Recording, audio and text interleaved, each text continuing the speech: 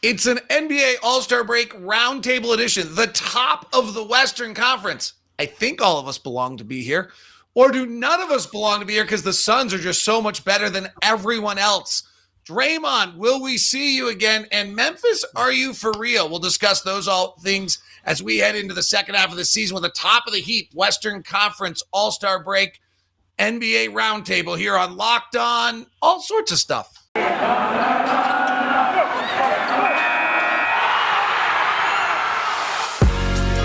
You are Locked On NBA, your daily NBA podcast. Part of the Locked On Podcast Network, your team every day. It is not Locked On NBA, but I would strongly suggest that for your second listen of the day. I super appreciate you making Locked On Jazz the first listen, if that's what you just did. Or if you did Locked On Grizzlies with the great Shawn Coleman, we appreciate that. Brendon Kleen of Locked On Suns. And Cyrus with too many vowels in his last name of Locked On Warriors. Like, what were they doing? Playing Scrabble, and they ran out, went into labor, and they chose the leftover letters as your last name. What were they doing? I haven't talked to my dad in 30 years because of that. So no, I'm just kidding. But no, I don't know what he was doing. I don't know what he was thinking. Pleasure to be on the program, though. All right, we've got a bunch of things we're going to run through the top of the West. If you look at the Bet Online lines right now, the Suns are finally, I believe, for the first time all year, near the favorites to win the West. Crazy. 4.5 months later, we got there. Right. Last time I checked, the Suns went to the NBA Finals last year, won the West, and yet I go to Bet Online, and the Suns are finally plus 175 to win the West. The Warriors are plus 190. The Jazz are plus 675, and Memphis is plus 1,200. Ooh. I have my questions. I have my questions. We'll get to those at a later time, though. So let's start actually with the fact that the Phoenix Suns are on pace to win 68 games, and yet the MVP does not include a conversation about Chris Paul or Devin Booker. The league is talking about the Brooklyn Nets and what they're going to look like. Is there a chance here, Brendon, that the Phoenix Suns are actually a dominant basketball team that's way better than everybody else in the rest of the NBA, not just the West, but in the NBA? Yeah, I think there's absolutely a case to be made. And the record is one part of that. The fact that I think they've won 18 out of 19 now after an 18-game winning streak in last calendar year. They have left no question unanswered about their performance this year, but they also have been dominant in the clutch. There's really not a part of the resume you can poke a hole in. We can talk about the MVP if you guys want to, but this is a team that is thought of, I think, in those, it's the Hawks in 2015 or it's the Raptors some of those years. It's not that. They are elite. They are historically dominant right now, and I could totally see a world where they just really storm through. It's crazy to say anything like that so far out, but they haven't given us any reason to doubt that that's within them at the very least. Then let's get to why. Why are they better than everyone else? Yeah, well, they're top three in both offense and defensive efficiency. They have two guys who we can debate which one of them should be the MVP, but the fact that they have two, I think, says enough. They are deep as heck. They're deeper than last year easily. They have had strides made by all their young players. They have three centers, where last year they only had one, and that was a big problem for them. The clutch that I just mentioned, they're, I think, 38-0 now after leading in going into the fourth quarter. They have a 24-3 record when they go into clutch minutes, which is a 5-point game within the last 5 minutes. They haven't struggled in really any area of basketball all season long. And if they're healthy, I think that they are going to be as tough to beat as most any team we've seen in recent NBA history outside of, maybe the Warriors a few years ago or whatever. They don't have that superstar Kevin Durant type guy, Steph Curry type guy, but they have everything else. All right, so why not? Let's the three of us discuss why not. I will say this. I find the clutch numbers to be my why not. In other words, it's unnatural. If anyone studied clutch numbers, they swing one year to the other. It's a little bit of luck. They're not great analytical numbers. They probably should. What we really should dig into is how many times have they gone into the clutch with a 5-point lead, right? If that's the case, then they should be 23 and whatever they are, because they've had you don't lose 5-point leads in the last 5 minutes unless you're the Jazz playing the Lakers in the last game before the All-Star break. But Cyrus, why not? Why not the Phoenix Suns? I can get a list a laundry list for you. For starters, I remember Christmas Day like it was yesterday, and it was only 6 weeks ago in reality when the Warriors beat them in their own house. I remember clearly the Phoenix Suns should have lost in the first round last year to the Lakers. I'm not forgetting that. I mean, if Anthony Davis doesn't go down, I don't think they win that series. So until the Suns prove that they can beat the Warriors healthy, I'm not sold. And regarding the MVP argument, a few years back, Stephen Curry and Kevin Durant split the MVP vote. Those two were arguably the best players in the NBA. They neither won the MVP because everyone thought, well, they have each other. And I'm guessing that's why Chris Paul and Devin Booker will not win it, because they have each other. MVPs are usually given to the star of a team, not one of the two mega stars of a team. So that's my take on it. I have to jump in. The Suns did beat the Warriors when not healthy, because Devin Booker didn't finish the game and they still won once. So True. We do have to, they did it. They've done what you just asked them to do. True, but that was way early in the season. And then when they played on Christmas, which was the most recent match, in Phoenix, I might add, that first one that you're referencing was also in Phoenix, the Suns were healthy. And the Warriors didn't have Wiseman. They didn't have any centers on that roster. Kevon Looney is not a natural center. And the Warriors won handily. That was not even a game. I can understand Suns fans being pissed at Warriors fans and Dub Nation in general for the relative lackadaisical attitude we have toward Phoenix. But look, I do not worry about the Suns right now. Now, if they play one more time this year, and these regular season matchups, I think, carry meaning in the sense of psychological warfare, right? Like, you want that momentum and confidence going to the postseason to remind that other team, hey, look, we beat you. And there's another thing, too. Stephen Curry does not lose to Chris Paul. The last time he lost to Chris Paul in a meaningful game was 2014. That was 8 years ago. So until Chris Paul proves to me that he can beat Stephen Curry, I'm not worried, my friend. I'm sorry.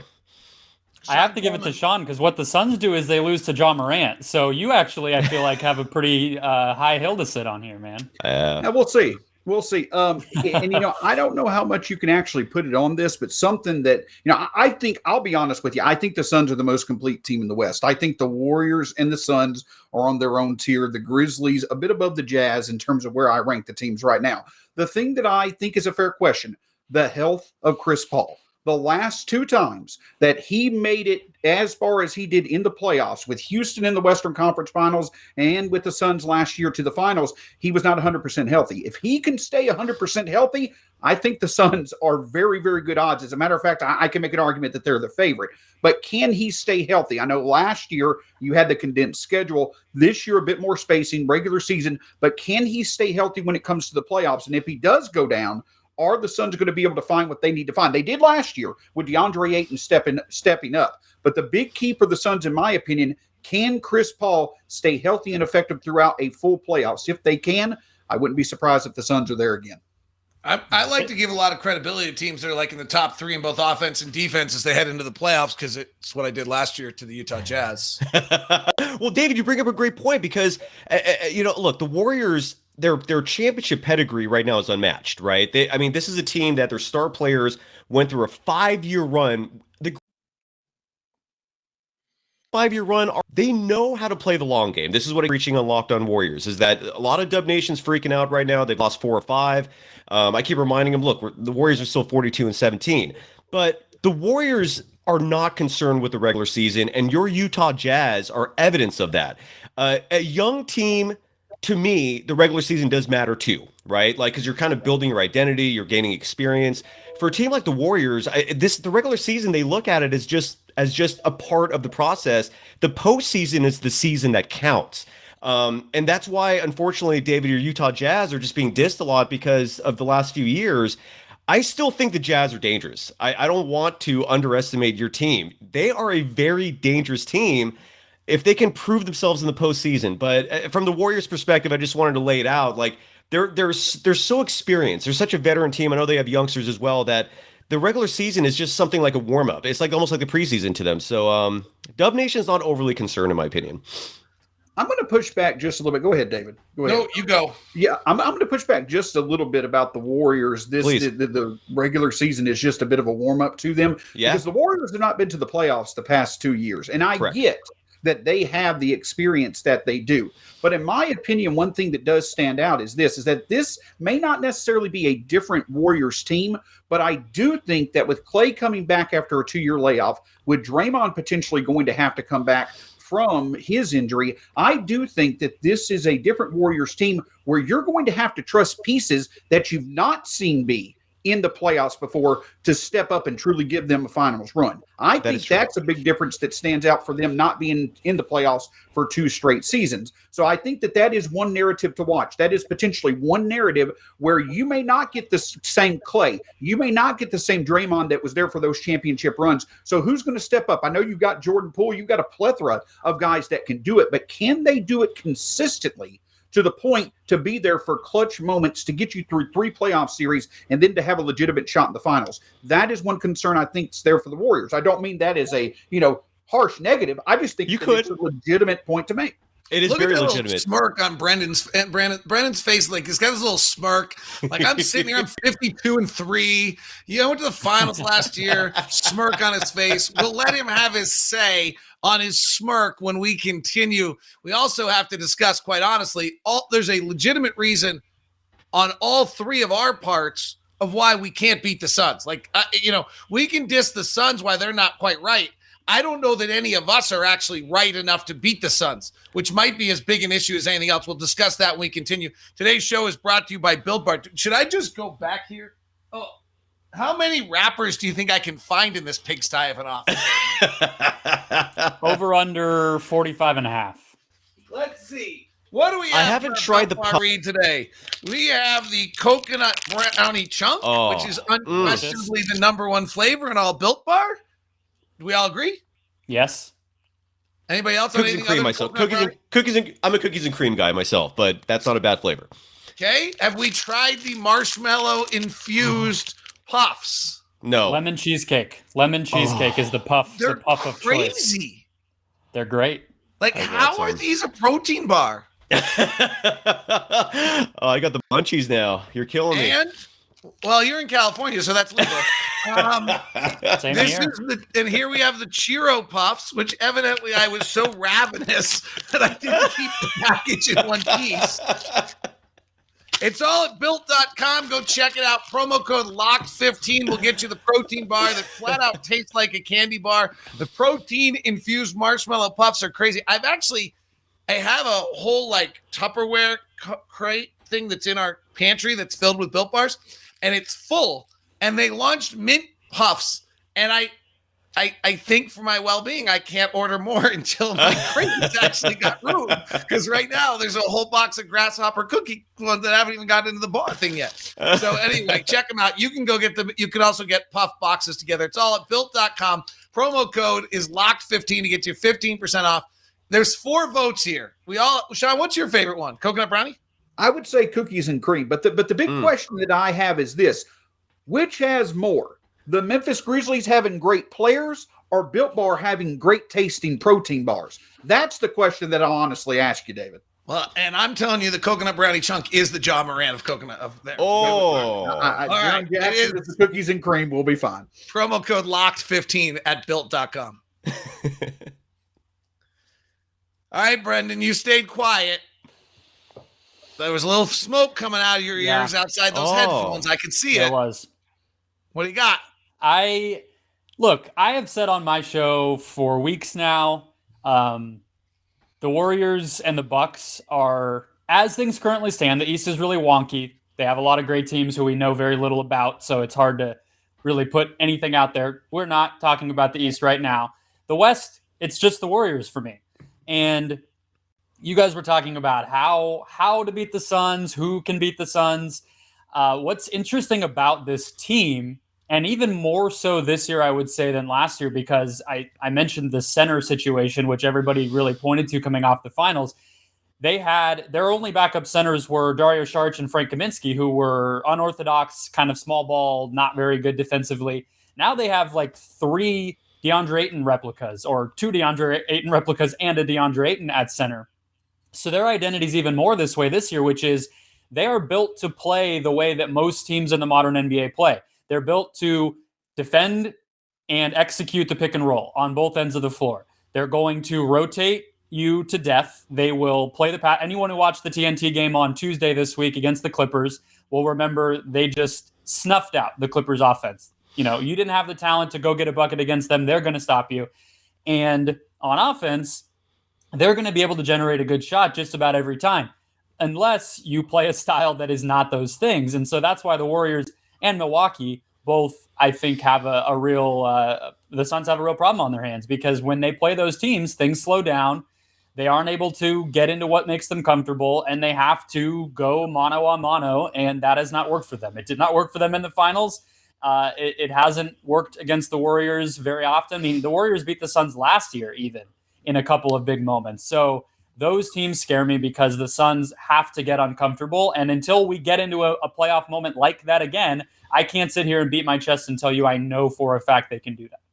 So you mentioned a team, a small market team in the NBA where the city starts with the letter M, but you wouldn't face them until the NBA Finals. There's another small market team that starts with the letter M that you may have to face before that. And Brandon, let me ask you a quick question. I don't put too much emphasis on one game, but what happened the last time the Memphis Grizzlies came to Phoenix? The backcourt of Ja Morant and Desmond Bane faced the mythical backcourt of Chris Paul and Devin Booker. What happens if what happened on December 27th were to happen in Game 1 or Game 2 of the Western Conference second round? I would hope what would happen is the refs would get the call on the last play of the game and Ja Morant's layup wouldn't count. That would be my we're going to hope. We should get better officials. We're not going to blame it on your top three defense letting that combination score 63 combined points and clearly being the best backcourt on the court. All kidding aside. But the point that I'll say is this, is that I completely understand. And David, I've talked about this before on Locked On Grizzlies. Where do the Grizzlies stand when it comes to them being a contender? One of the things that stands out to me is that I wouldn't put them on the same level of the Warriors or the Suns right now. But I will say this, all it takes is one game. Game 1 or Game 2 of a second round matchup against the Warriors or the Suns, if we were to beat them on the road, this is a different team than one Game 1 versus the Jazz last year. I was going to say, you tried that last year. You won Game 1. Donovan Mitchell came back. But Ja Morant wasn't an All-NBA performer last year. Desmond Bane was not a top 10 shooter in the league, and Jaren Jackson Jr. was not playing at an all-defensive level. If you want to talk about a team that is completely different without much change, as a matter of fact, probably taking a bit back more than adding. Shawn, let me pull you back for a second here. Okay. No offense to your small marketness, because I understand it. I don't actually think we understand why Memphis is 41-19. Let's back that up. I think most people that are listening to this on Locked On Warriors, Locked On Suns, and Locked On Jazz, or Locked On NBA do not quite understand why Memphis is 41-19. Ja Morant is the headliner that's been on every single one of our Instagram accounts all year long, but there's got to be something else to it. So why is Memphis 41-19? And in your mind, why is Memphis legit? Activity and quantity. And that's what allows for us to be right now legit in the regular season. Number 1 in field goal attempts per game, number 1 in offensive rebounds, number 1 in rebounds, number 1 in steals, number 1 in blocks. Activity on both ends of the court. Number 1 in points in the paint, top 3 in second chance points, points off turnovers, fast break points. We're basically out activity everyone to make up a word. And that is what's really helping us out. We're struggling from the three. We're at bottom 7 in both 3-point percentage as well as 3-pointers made per game. But what we're doing is we're making it up with enough quantity when it comes to 2-point shots. Many games having 5, 10, 15 extra shots per game. That's what's making us legit and consistent right now because we're so good at those things. Here's the 180. Those things work in the regular season. Half-court offense, shooting the three, defending the three, hitting free throws, passing the basketball well. We do one of those 5 things right now. So while I think we are legitimate in terms of how consistent we are at winning in the regular season, what keeps us from the level of the Suns and Warriors and probably even the Jazz in the playoffs are those things that you're going to have to do. Again, hitting and defending the three, half-court offense, hitting free throws in the playoffs. We've got to do those more consistently to get where we want to get to make this a special season. It surprises me that you said that they're. Shawn, I think that analysis is dead on, because I do think the interesting thing, like from a Jazz standpoint, who I think has had some regular season success and playoff failures, one of the problems I think, truthfully, is the Jazz are so well prepared in the regular season. Quinn Snyder and the staff does such an amazing job of preparation, and then as a series goes on, preparation's out the window. When the Clippers go 5 wide and are just driving at you, there's no preparation going on anymore. We're just talking talent. And to some extent, when Mike Malone and the Denver Nuggets got to Game 5 against us in the bubble, I mean, there's maybe some other issues with the Jazz tenacity and their mental fortitude in these matchups, but some of that preparation goes out the window. And so I do think there's a little bit to what you're talking about, Shawn, that energy. Taylor Jenkins is the best not talked about coach in the NBA. He might actually just be a top 5 coach in the NBA. Was Quinn Snyder's intern at one point, but we'll see if he wants to stay in his back pocket. But I think that's a very legitimate kind of, that's where playoff basketball is different. The one flaw I want to point in here, Cyrus, I haven't gotten to you here. There's something wrong with the Warriors we got to talk about, and then I do want to point out one thing on the Suns. And I don't think there's any reason. I actually think the whole Suns conversation is a little bit made for podcasting. Like, frankly, the Chris Paul injury thing and everything else, I kind of say to myself, he proved it all last year, right? Yeah, he generally got through a playoff series. The idea that the Suns, I was going to poke at you, Brendon, and say, hey, you don't go to the rim. You don't shoot free throws. You got to be able to do those things. But frankly, somehow you got through the playoffs last year. Do any of those warts the doubts that you had last year at this time, are any of those still real to you? Well, the Chris Paul thing, we're talking as he has a cast on his hand right now for All-Star Weekend. So I can't exactly make any case against that. He also had surgery right after the finals last year on his hand also. So he wasn't healthy, and they struggled because of it. They didn't really have the full offensive player that they're used to having. So that is obviously always going to be there. The thing, it's what happens when they need to create an amazing shot and the defense is either, like we saw with Milwaukee, allowing Booker to get what he wants and basically saying, you might be able to make as many mid-range shots as you want, but that's not going to beat us. If somebody does that again, or if things just get really tight and a defense is switching everything and somebody just has to go out there and get a great shot, can they do that? They don't have the talent at those in that particular role, I guess, a superstar level role that some other teams that they're going to face are going to have. Cyrus mentioned Anthony Davis and LeBron James on the Lakers. I would probably agree. Last year's team, if AD's healthy, they have that, and the Suns did not have that, and they might have won that series. So if the Suns get the wrong side of that stick, the Nets or the Sixers or one of these teams, the Warriors, that can do that, I think that they would have a little bit to answer for. All right, there's a big, huge, fat elephant in the room in Oakland, or actually in San Francisco now because they abandoned Oakland. And we're going to discuss it when we continue.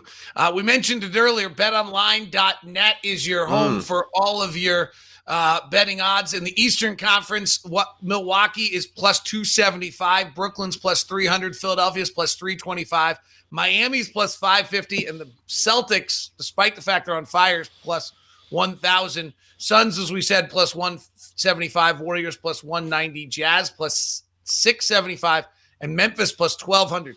You're telling me there's a 2 times better chance that the Jazz are going to win the West than Memphis? I've got to admit, I find that hard to fathom. To win the NBA championship, though, we never talked about that. Suns have the best odds at plus 425. Warriors have it at plus 450.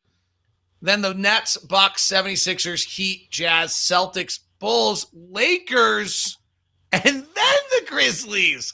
That's all at betonline.net, where the game starts. Again, I have questions. Don't let me start the segment. Shawn's just sour again. Cyrus, and then we're going to discuss here because here's the scary thing. I'll say this too. All of us could lose in the first round. Very easily.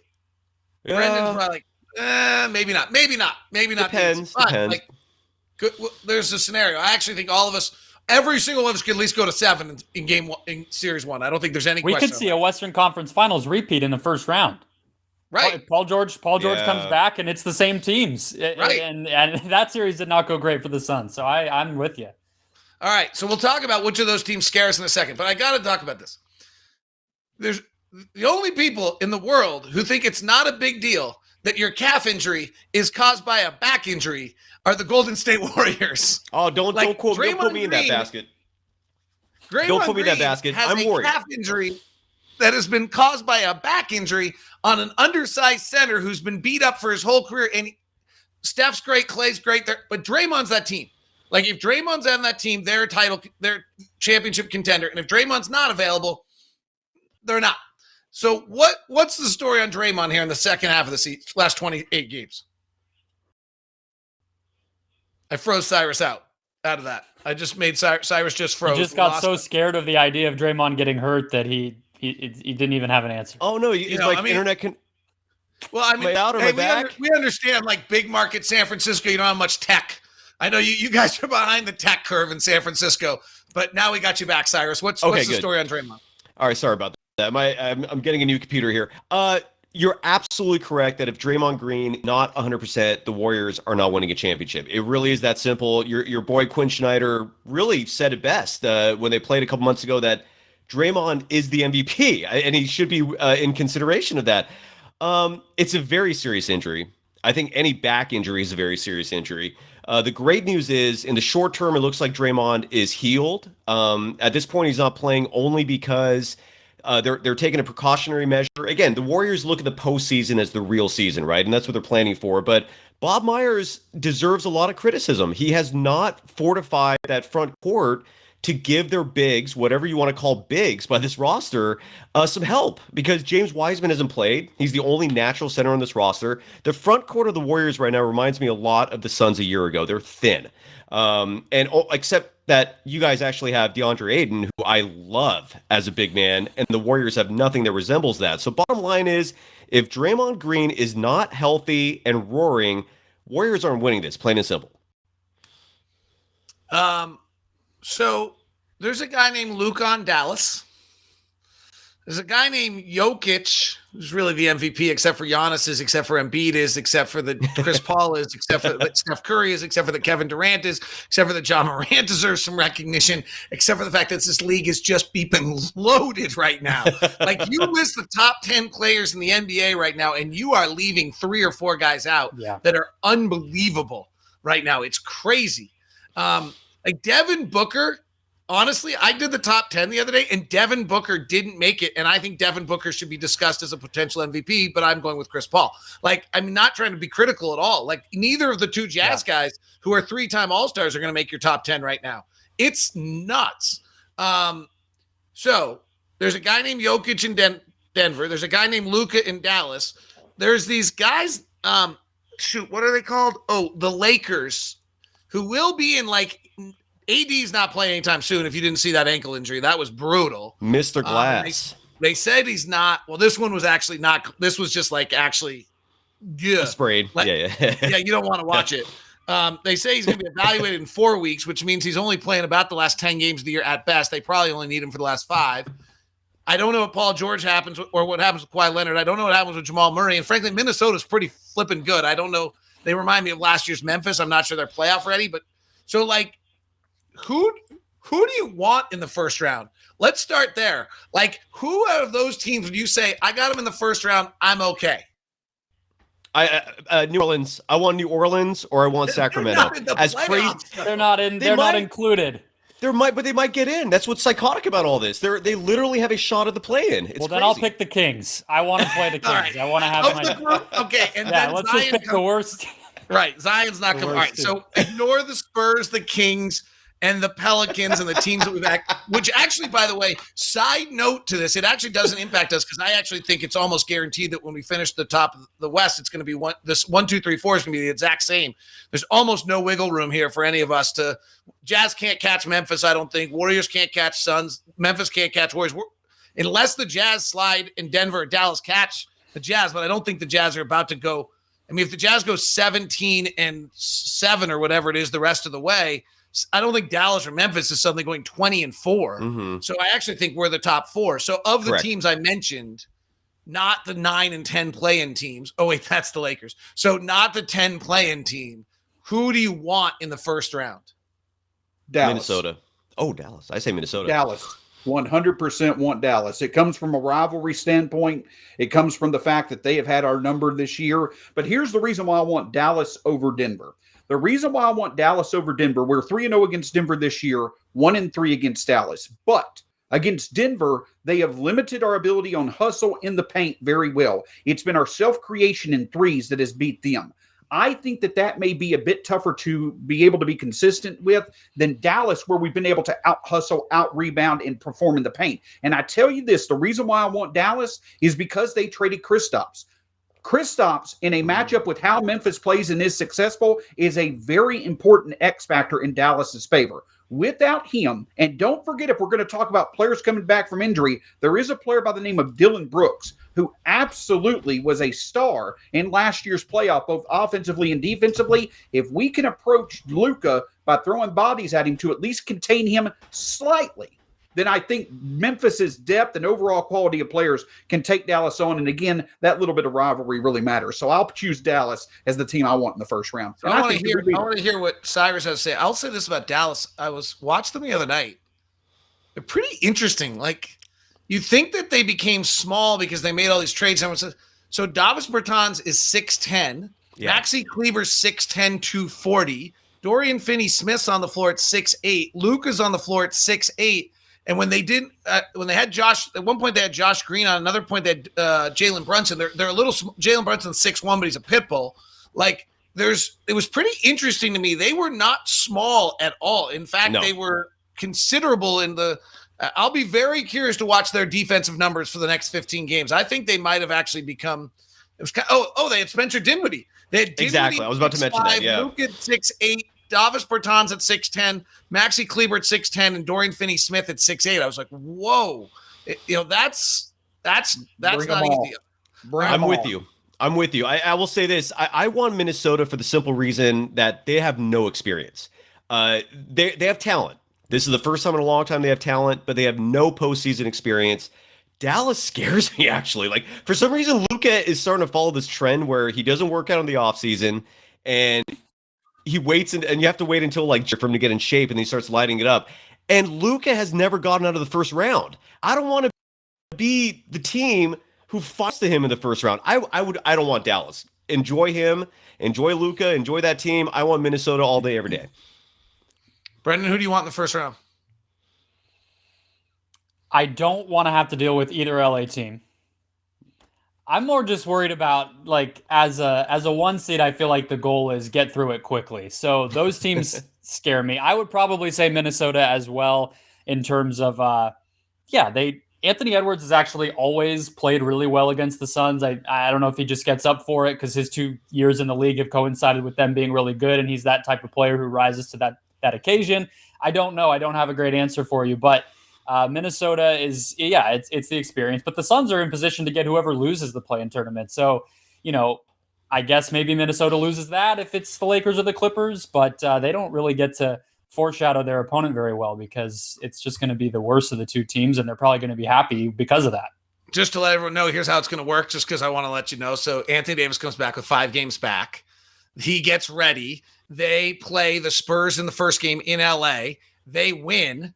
The Clippers lose to Minnesota in the first game. The Lakers get a second home game, even though they're the 9th seed, beat the Clippers and play the Suns in the first round of the playoffs.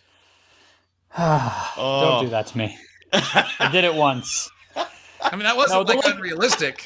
It wasn't unrealistic, but the thing is, that team, what's funny is, so the Suns started 1-3 this year. Another thing that doesn't get talked about. So they've been on an insane pace since then. What happened during that 1-3 streak, the one win, they just destroyed the Lakers on the road. So even when the one little week of the season when the Suns were not elite, they still blew out the Lakers. I just think the Russ thing makes them the reason the Lakers were scary last season. Yes, it was AD, and yes, it was to a lesser extent LeBron, but they actually had the perimeter defenders to guard Booker and Paul. They don't have that anymore. So yes, I'm not going to sit here and say, nobody. We're not worried about Anthony Davis and LeBron James. That would be stupid to say, but the other pieces, I think it's substantially different than it was last year. I'm here for Russ outperforming Chris Paul in the first round personally. I'd like to see that. Not betting on it, but hey. I mean, the crazy thing about Russ is he just has such an impact on the game, right? And yes, a lot of the times it's really, really negative, but it doesn't, there's no way you can prevent as the opponent Russ having an impact on the game, right? Russ is going to have and so it can go both ways, but I feel like as the opponent, you're not actually in control of this anymore. And that's what's so daunting about it is when you prepare for them. I agree on Minnesota, by the way. My reason is because they play it. 2, Anthony Davis doesn't like to play defense, so that's nice. And 2, they play a trapping style where they force the ball out of the hands of the ball handler, and all of these teams are good enough to handle that. Their defense is a regular season defense. I interviewed Chris Finch this year. He literally said for 82 games, this defense works well for us, literally knowing that the Jazz were going to torch them that night because you get 4 3-point shooters around the outside. Dallas and Denver are who the Jazz are going to play, though. Jazz are going to play either Dallas or Denver, and Jokic has figured out Gobert. And I mean, I think I'd rather play Dallas. I think I'd rather play Dallas than Denver, only because Jokic has totally figured out Gobert. By the way, I don't think they can come back and be good, but if Jamal Murray comes back and Michael Porter Jr. comes back, that's maybe the best team in the West other than Phoenix. And frankly, I still would argue the Clippers have the best roster in all of the Western Conference. When healthy. Yeah. Assuming that roster Lawrence Frank has put together is the best roster. I have to remember that Serge Ibaka is not a part of it because I always had this like fantasy of what Serge Ibaka was going to be for them. He obviously never was. Yeah, that's true. It's such a weird year where we all felt like last season was so impacted by injuries. What I don't think, at least I anticipated, is all those injuries just lasted up till now. So we're still in the same exact gray zone that we were when we were projecting out to what the postseason was going to be last year. Jamal Murray, Anthony Davis and LeBron James, Michael Porter Jr. was healthy, but will Kawhi and Paul George be able to stay on the floor? Both of them were healthy, but those are still question marks. And now it's the same thing. It's just all of these long-term injuries that have just cascaded. And it's going to be another year where the top of the West has to play a pretty significant team at the bottom. It's wacky. All right. Final 2 questions here. Will the 4 of us all be in the second round? And will we be doing this again in some capacity before the second round? And if not, who's out? Oh, David, don't put me in a position where I have to say negative things on my boss's team. Come on, man. Right. Yes, Utah. If you're gonna play Dallas round, I think you're in trouble. And what sucks is I actually like the Utah Jazz. I like the makeup of the team. I love Spider. But yeah, I would have to say the Utah Jazz. I'm sorry, man. It could be the Grizzlies, if one win in the playoffs and right into it. Now the Suns just did that last year, and maybe they proved to be a little bit of an exception. I think the difference between the regular season and the playoffs is getting way, way bigger. I think it's harder to predict, and I also think teams are tending to come together as a result of that. The Raptors were in a similar situation. Their young guys were unproven when DeMar left and the team changed, and then all of a sudden Pascal Siakam looks awesome in the final. So it's not to say it can't happen, but I do think the Grizzlies, if we're saying Minnesota's unproven, the Grizzlies are also unproven. They've been better this year, but they haven't shown any more than Cat has. Cat has a playoff win, right? So I think that they easily could struggle. I'm not saying I'm predicting that they will lose, but it's going to be fun to see what they do to respond. Now, let's see here. So the Grizzlies are unproven in that the Cat has 1 playoff win and Ja Morant has 1 playoff win. Let's break this down a bit here, Brandon. So when it comes to Ja Morant and Desmond Bane, that right there is a top 7 or 8 backcourt in the NBA. You have Jaren Jackson Jr., who is a top 5 defender for much of the season in the NBA. It's been helped by an amazing January, but then you get Dylan Brooks back. Now, I want for you to look at the 6 potential playoff teams that are going to be in there in the Western Conference and in the Eastern Conference. Name me a team that has a duo of Ja and Bane leading their backcourt, which, by the way, is the common denominator between all 4 of us. The 4 teams in the West are fueled on offense by very, very good dominant backcourts. But name me other teams that have a duo of Dylan Brooks on the perimeter and Jaren Jackson Jr. in the post to lead their defense. I know that we're unproven, but we've got a lot of pieces to work with. We may not be on your level, but I would be willing to bet good money we'll see just how close we are to you or the Warriors level when we meet one of you on the second round this year. Can I give you guys a little secret? Oh, yeah. Donovan Mitchell scored 25, 29, 30, and 30 in 4 games against Dylan Brooks last year in the playoffs. Just Interesting. Don't tell anyone. Interesting. Also, the defensive tandems. I mean, Bridges and Ayton, I would take over Bane and Jaren Jackson. I'll take Bridges. I'll take Bridges, throw that in there. I'll take Bridges and Shawn Coleman over anyone in the NBA, frankly. Can I add an asterisk to my answer real quick? If the Suns end up playing the Lakers in the first round, I'm going to say you're right in the sense that the Lakers defense is nowhere near what it was last year, but you guys had huge issues front court, and they didn't get smaller. So if the Lakers are that 8th seed, I could see them beating the Suns in the first round. But otherwise, yeah, sorry, David. I asked Frank Vogel yesterday or 2 days ago what he has to do to get back to defense. He basically said, I need a new roster. So I don't think that's going to happen. Here, if anyone wants a hot take to end, I'll leave with a hot take. I actually think Phoenix could be the only team in the Western. I would not be surprised at all if Phoenix is the only team in the Western Conference Finals. I wouldn't be surprised at all if the Dallas, Denver, Clippers, Lakers got to the Western Conference Finals to face Phoenix. It would not surprise me. If the Clippers got healthy, if Denver adds one of these guys, I don't think there's a big difference between those 3 teams and our 3 teams. I really don't think there's a big difference between 2 and I guess that's 7 in the NBA. Is that 2 and 7? Yeah, maybe. I'll say, frankly, I've never seen this much parity in the NBA. It's a long time since we've had a top to bottom evenly distributed. It's fascinating because you're right. It's the West is a little more top heavy, but the East, I mean, anyone can come out of there from 1 through 6. Right. It's fascinating. It's entertaining. I'm excited.